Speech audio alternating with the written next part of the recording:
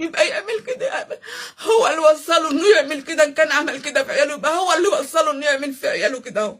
هو اللي وصله. هو في حسبي الله لغز ونعم في الوكيل. سر. احنا لسه مش خلصنا من ام عريس المنوفية.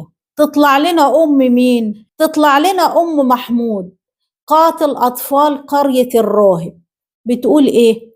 هو اللي وصله. هو في حسبي الله لغز ونعم الوكيل. في سر وفي لغز في القضية ديت، ربنا قادر يظهره ويكشفه. ربنا قال زعلانين مع بعضنا، بس قال لي عشان ما حتى ساعات جاله هنا كذا نوبة عشان يرضيه، كذا نوبة وجاله هنا ويقعد هنا، وامه جت هنا وبصت عليها. كنت ايامها تعبانه وكشف، كانت والدتي تعبانه وكانت مريضه، ورحنا بقى عند الدكتور وجت كشف. يعني سعيد طلع هو ومراته يقول ده محمود هو اللي بيجي عشان يراضيني وانا مش عايزه اكلمه. دلوقتي ام محمود بتقول لا، ده سعيد اللي كان بيروح البيت عند محمود عشان يراضيه. ما تشوفوا لنا مين اللي كان عايز يراضي مين؟ سعيد اللي عايز يراضي محمود ولا محمود اللي عايز يراضي سعيد؟ جابت بعضها هنا هي وابنها سعيد، بتتصل عليه ما تيجي جابت السياره وجت بصت على والدتي وقعدت معاها. ساعات بتتصل عايز مني ايه، اقول له خلاص ما تردش عليه، مش عايز تقوم تردش عليه. الكلام ام محمود كانت بتروح تزورهم واخدارها زياره، يعني اصحابه وجيرانه وحبايب بينهم زيارات. النبي نصح كده اخويا حبيبك النبي محمد، اسهر الحق واسهر الحقيقه يا رب، اسهر الحق واسهر الحقيقه يا رب. ما عرفش، احنا كنا نايمين يا بنتي لان مراته جات ده.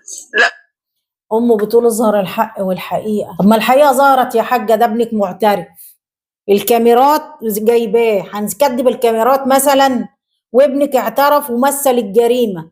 امهات غريبه. ده عمره ما كانش حد يقصده في حاجه، يقول له روح هات لي شيء في الحاضر، هات لي حاجه من السوق حاضر. ما حدش قصده في حاجه وقال له لا ابدا ابدا. يبقى يعمل كده ابدا.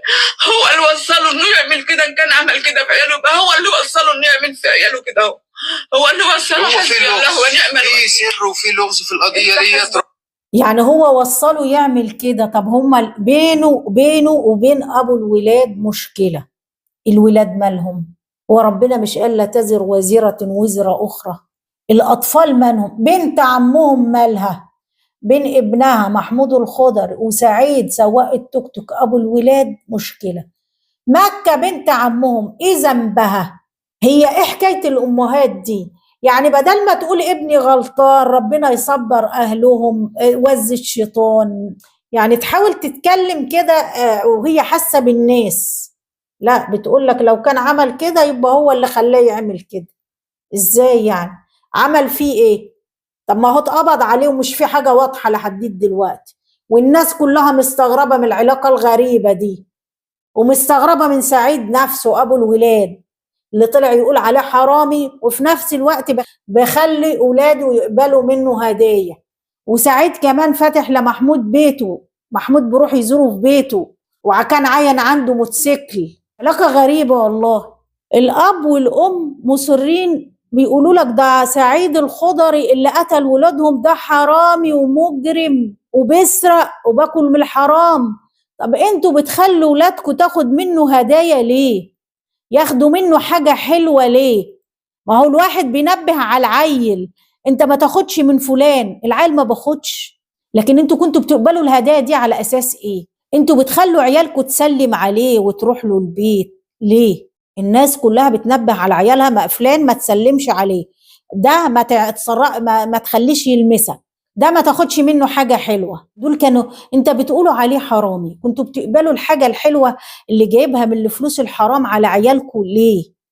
ما هي دي أسئلة برضو. دافع النساء أيا كان السبب فإن مش دافع الثلاث أطفال، الثلاث أطفال بعينهم البريئة.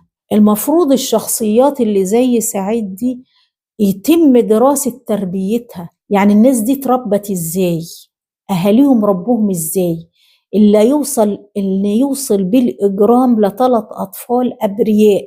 بس برضو في حلقة مفقودة، ايه هي؟ الله أعلم. التحقيقات هتظهرها ولا لا؟ برضو الله أعلم. ربنا يظهر الحقيقة. على العموم العيال راحوا للي أحسن من سعيد وأحسن من محمود، وربنا يعوض أهلهم خير. السلام عليكم.